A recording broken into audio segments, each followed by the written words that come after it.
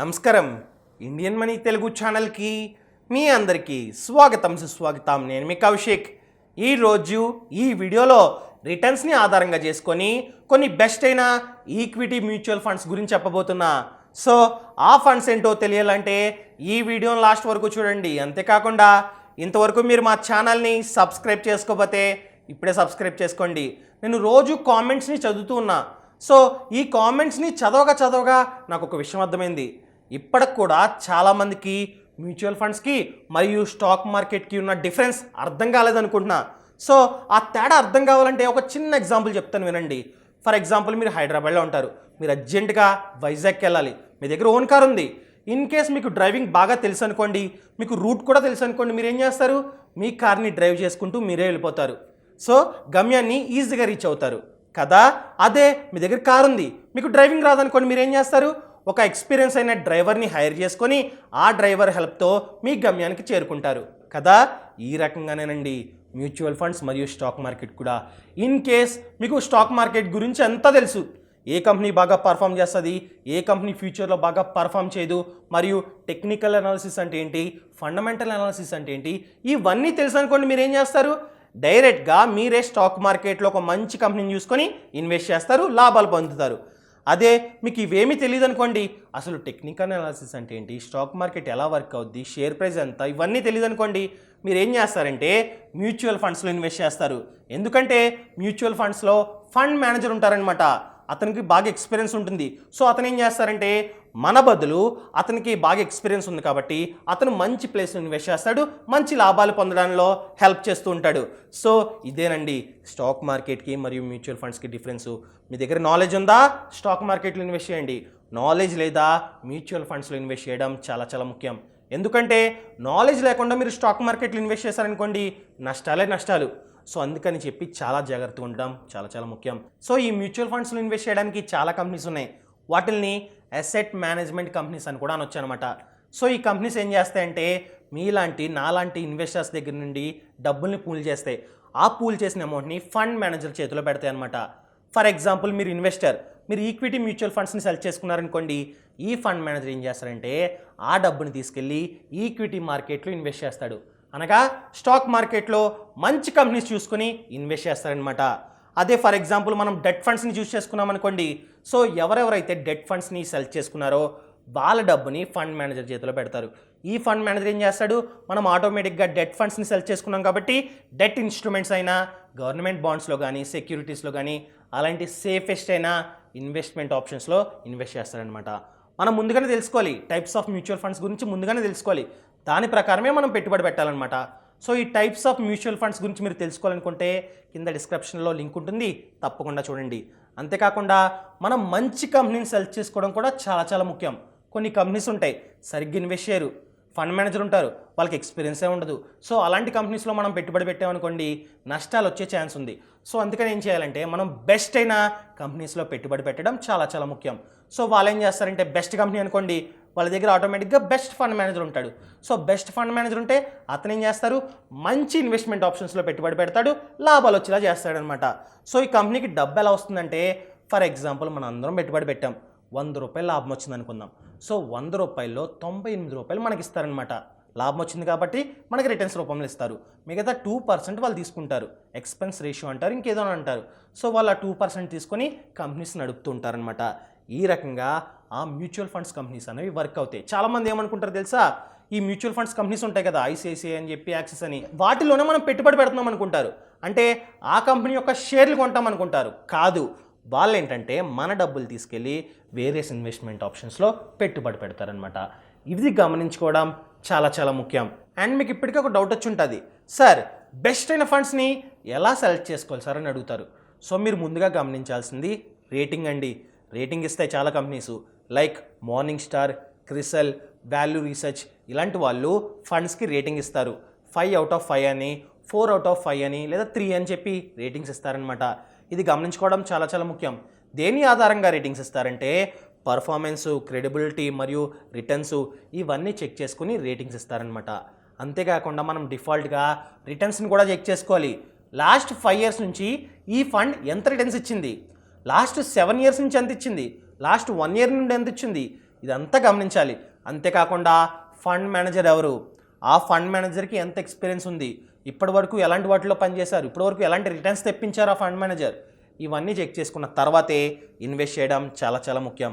So ఇప్పుడు డైరెక్ట్గా టాపిక్లోకి వెళ్ళిపోదాం. చాలా ల్యాగ్ చేశాను అనుకుంటున్నా, పర్లేదులేండి. సో రిటర్న్స్ని ఆధారంగా చేసుకొని బెస్ట్ అయిన 4 లార్జ్ క్యాప్ ఈక్విటీ ఫండ్స్ గురించి మాట్లాడుకున్నట్లయితే first one JM large cap fund. దీనికి క్రిస్టల్ వాళ్ళు 5/5 రేటింగ్ ఇచ్చారనమాట. అంతేకాకుండా దీని యొక్క ప్రెజెంట్ ఎన్ఏవి అనగా నెట్ అసెట్ వాల్యూ అన్నది 70 రూపీస్గా ఉంది. సో దాన్ని బట్టే మనకి యూనిట్స్ అనేవి వస్తాయన్నమాట. ఒక్క మాటలో చెప్పాలంటే షేర్ ప్రైస్ లాగా వర్క్ అవుద్దని చెప్పుకోవచ్చు. అంతేకాకుండా దీని యొక్క పాస్ట్ 5 ఇయర్స్ యొక్క రిటర్న్స్ చూసుకున్నట్లయితే 6%గా ఉంది, యాన్యువలైజ్డ్ అనమాట. సో 5 సంవత్సరాల క్రితం ఈ రోజు నుండి ఇప్పటి వరకు సో ఇది ఇచ్చిన రిటర్న్స్ 6%గా చెప్పుకోవచ్చు. అంతేకాకుండా లాస్ట్ 7 ఇయర్స్ యొక్క రిటర్న్స్ చూసుకున్నట్లయితే 11.9% ఉంది, ఆల్మోస్ట్ 12% అని చెప్పుకోవచ్చు. సో ఈ ఫండ్స్లో మనం ఎంతైతే డబ్బుని పెట్టుబడి పెడుతున్నామో ఫండ్ మేనేజర్ ఏం చేస్తారంటే ఈక్విటీ మార్కెట్లో ఉన్నటువంటి లార్జ్ క్యాప్ కంపెనీస్ యొక్క షేర్లను కొంటారనమాట. ఎందుకంటే పేర్లోనే ఉంది లార్జ్ క్యాప్ అని. సో మనం కేటగిరీ వైజ్ సెలెక్ట్ చేసుకోవాలన్నమాట. సో మనం లార్జ్ క్యాప్ సెలెక్ట్ చేసుకున్నాం కాబట్టి ఫండ్ మేనేజర్ ఆటోమేటిక్గా లార్జ్ క్యాప్ కంపెనీస్ యొక్క షేర్సే కొంటారు. సో అంతేకాకుండా ఏది లార్జ్ క్యాప్, ఏది మిడ్ క్యాప్ లేదా ఏది స్మాల్ క్యాప్ అన్నది ఎలా ఫైండ్ అవుట్ చేయాలంటే మార్కెట్ క్యాపిటలైజేషన్ మీద డిపెండ్ అయి ఉంటుందన్నమాట. సో ఏ కంపెనీస్ యొక్క మార్కెట్ క్యాపిటలైజేషన్ అనేది 20,000 crores కన్నా ఎక్కువ ఉందో అవన్నీ లార్జ్ క్యాప్ కంపెనీస్ అనమాట. అసలు మార్కెట్ క్యాపిటలైజేషన్ అంటే number of outstanding shares is equal to present share price. So number of outstanding shares అంటే ఏంటంటే ఇప్పటి వరకు ఆ కంపెనీ ఎన్ని షేర్స్ని ఇష్యూ చేసింది ఇంటూ ప్రెజెంట్ షేర్ ప్రైస్ అనమాట. సో అదొచ్చేసి మార్కెట్ క్యాపిటలైజేషన్. ఏ కంపెనీ యొక్క మార్కెట్ క్యాపిటలైజేషన్ అనేది 5,000 crores నుండి 20,000 crores మిడిల్లో ఉంటుందో అవన్నీ మిడ్ క్యాప్ అనమాట. అంతేకాకుండా ఏ కంపెనీ యొక్క మార్కెట్ క్యాపిటలైజేషన్ అనేది 5,000 crores కన్నా తక్కువ ఉందో అవన్నీ స్మాల్ క్యాప్ ఫండ్స్ అని చెప్పుకోవచ్చు లేదా స్మాల్ క్యాప్ కంపెనీస్ అని చెప్పుకోవచ్చు. ఈ రకంగా వర్క్ అవుద్ది అనమాట. ఆటోమేటిక్గా లార్జ్ క్యాప్ కంపెనీస్ అంటే ఏమొస్తాయి, Reliance industries, ITC, Infosys, HDFC bank ఇలాంటి పెద్ద పెద్ద కంపెనీస్లో ఈ ఫండ్ మేనేజర్ ఇన్వెస్ట్ చేస్తారనమాట. అంతేకాకుండా దీని యొక్క మినిమం ఎస్ఐపి అన్నది కేవలం 500 రూపాయలు మాత్రమే. సో 500 రూపాయల నుండి మనం ఎస్ఐపి పెట్టుకొని వీటిలో ఇన్వెస్ట్ చేయొచ్చు అనమాట. ఒకటే గుర్తుపెట్టుకోండి, మీరు ముందుగా రిటర్న్స్ చూసుకోవాలి, రేటింగ్స్ చూసుకోవాలి, మరియు ఫండ్ మేనేజర్ ఎలాంటి వాడో చూసుకోవాలి, అప్పుడు ఇన్వెస్ట్ చేయండి. అంతేకాకుండా ఒక విషయం చెప్పదలుచుకున్నా, నేను ఇప్పుడు ఏమైతే రిటర్న్స్ చెప్తున్నానో అవన్నీ పాస్ట్ అనమాట. ఫ్యూచర్లో ఇంతే రిటర్న్స్ వస్తాయని ఎవ్వరూ చెప్పలేరు. పేర్లోనే ఉంది, mutual funds are subjected to market risk. Market యొక్క రిస్క్ మీద డిపెండ్ అయి ఉంటుంది.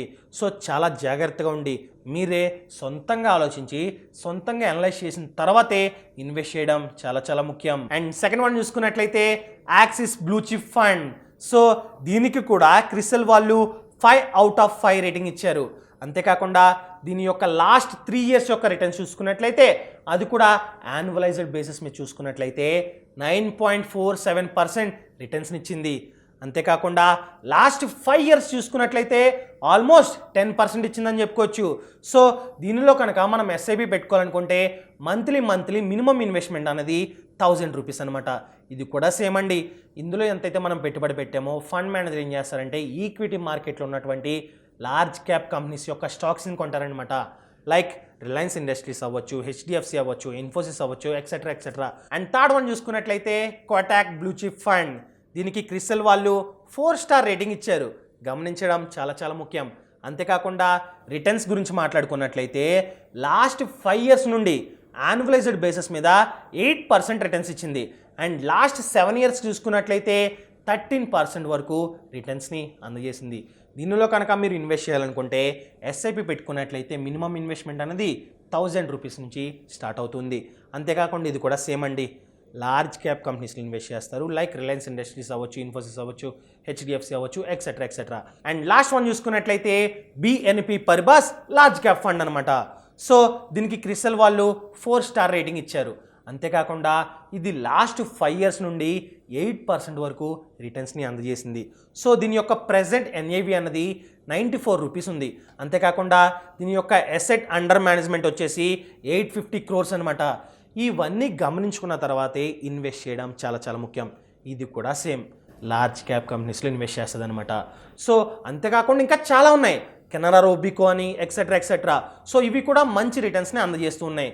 ఏదైనా సరే ముందుగా మనం ప్రాపర్ అనలైజ్ చేసిన తర్వాతే మంచి ఫండ్ని, మంచి కంపెనీని ఇవన్నీ సెలెక్ట్ చేసుకోవడం చాలా చాలా ముఖ్యం. మన యొక్క రిస్క్ బేసిస్ మీద, మన యొక్క పోర్ట్ఫోలియో బేసిస్ మీద ఇవన్నీ కన్సిడర్ చేసిన తర్వాతే ఇవి సెలెక్ట్ చేసుకోవడం చాలా చాలా ముఖ్యం. ఎప్పుడన్నా ఒకటే గుర్తుపెట్టుకోండి, ఎక్కడైతే ఎక్కువ రిస్క్ ఉంటుందో అక్కడే ఎక్కువ రిటర్న్స్ వస్తాయి అన్నమాట.